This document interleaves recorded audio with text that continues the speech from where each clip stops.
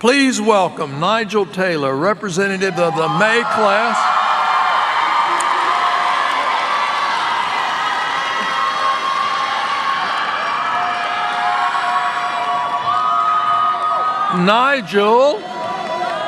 Nigel is a Doctor of Philosophy candidate in the College of Communications and Information from Boston, Massachusetts. Nigel.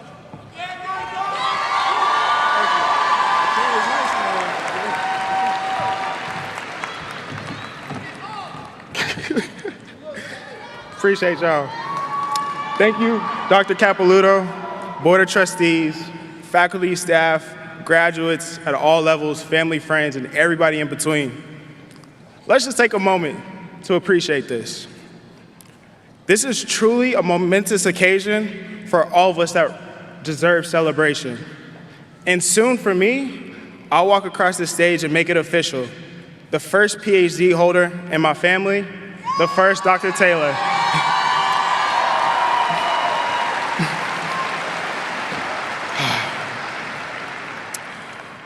While this moment feels triumphant, my path here was anything but linear.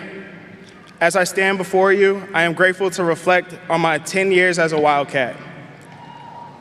I came to campus in 2012 to earn my bachelor's degree, and as someone from the Boston area who is used to a bigger city with a faster pace, and of course, the greatest sports teams on the planet, granted, we're not looking too good right now, season seven. The one thing about University of Kentucky was I was shook when I got here. I don't know how else to explain it other than it just wasn't home. I quickly learned that I couldn't wait for UK to feel like home. I had to make this place my home. And throughout my journey earning my bachelor's and later my PhD, I poured my whole heart and soul into my campus community. To name some of the things that I've done, I'm the founder of Underground Perspective, a student organization that has thrived on this campus for 11 years now.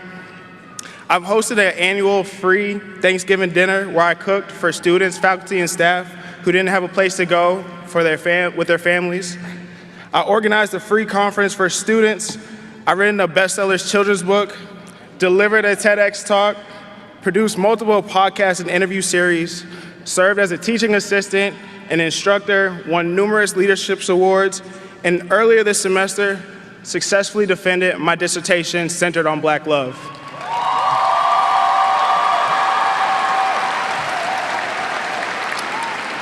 Oh, and apparently, I'm the campus uncle or grandpa, even though I'm not that old.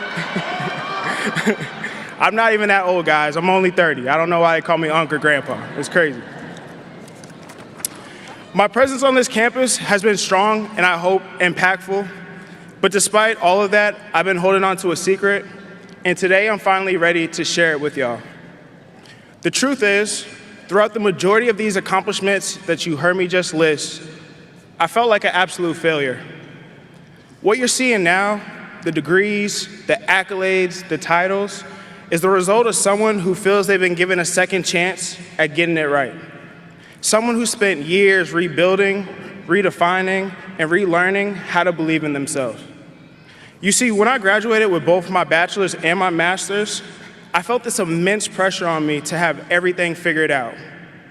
Some of you may actually be feeling like that right now. And although I took on the challenge as if everything was okay, secretly, I didn't believe in myself enough to chase what I truly seek in life. Instead, I pursued what I thought other people wanted from me, what I thought would make them proud and validate my sense of doing something with my life.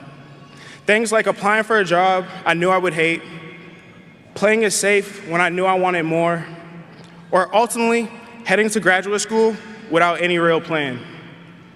Simply put, I felt the weight of expectations that haunted me, but were never mine. What I didn't realize at the time was that what I was feeling, what was really haunting me, had a name. And that name was shame. Researcher Brené Brown defines shame as the intensely painful feeling or experience of believing we are flawed and therefore unworthy of love, connection, and belonging. Shame is more than a fleeting emotion. It's the unfounded, unwelcome belief that says who I am is not who I should be. Shame is that creeping voice that whispers, you're not good enough. You don't belong. You'll never measure up. As psychologist June Tangney describes it, shame attacks our sense of identity. When we misstep, when we stumble, shame tricks us into thinking, I am the mistake, instead of, I made a mistake. This traps us in a cycle of self-doubt and avoidance, where every decision feels like a test of our worth. And we definitely didn't go to Willie T. Library to study for that kind of exam. Shame forces us into corners of isolation. It thrives in secrecy, silence, and judgment, growing stronger the longer we try to hide it, the deeper into the corner we go. Take a moment to reflect. Has shame ever held you back? Have you ever stopped yourself from chasing a dream, speaking up, or showing up fully because you heard that creeping voice whisper, you're not good enough, you'll never measure up, you are the mistake? Imagine how different your life could be if you silence that voice and replace it with the louder one that says, I am enough. For years, I let shame control my choices. I earned my master's degree, but still felt lost and like I wasn't good enough. While my peers were landing dream jobs, traveling the world, getting married, buying property, and just thriving, I was stuck and ashamed of where I was in life. And instead of reaching out, I suffered in silence, convinced no one would understand. Initially, my decision to pursue a PhD was rooted in shame, to validate my sense of doing something with my life. Early in my journey, I remember a conversation with a classmate about my dream to become a talk show host. I was told to keep that dream quiet, that it might make people less supportive of me if I didn't stick to the academic path they expected. But in that moment, I decided that grad school was already stressful enough. Shout out to all my grad students, y'all know how it goes. So why would I suffer to shrink into someone else's mold when I could just make my own? One that would allow me to grow and thrive and to feel fulfilled. I finally gave myself permission to be vulnerable and follow where my heart was leading me, to shape my PhD experience around the person I truly wanted to be, not the one I thought other people wanted me to become, to finally let go of shame that was haunting me. That was my second chance, and I didn't have to embrace it alone. Because here's the undeniable truth. Shame loses its power when we share it.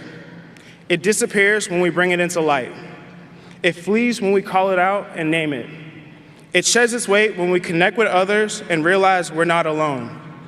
Shame thrives on fear and judgment, but it cannot survive love and self-acceptance. So to my fellow graduates and anyone else in the room or who's live streaming who needs to hear this, you have everything you need already inside you to become the person you're meant to be. The world doesn't need you to be perfect. It needs you to be real with yourself and others. And the fact that we're here today is proof that we know how to show up even when it's difficult. So when that creeping voice whispers, who do you think you are? Answer loudly and boldly and with all the power of what you already accomplished and the amazingness that you are. I am enough. And if you ever need a reminder, just be on the lookout for me, Dr. Nigel Marcellus Taylor.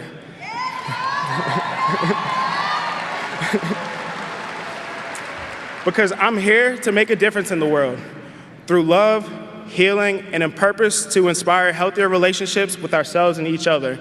And best believe you'll see me on a bigger screen having that talk show one day. So congratulations, class of 2025. You are loved, you are worthy, you are needed, you are so deserving of your accomplishment. You put in the work, so please honor and cherish that. And thank you for allowing me to share this moment with you. Peace and love, y'all.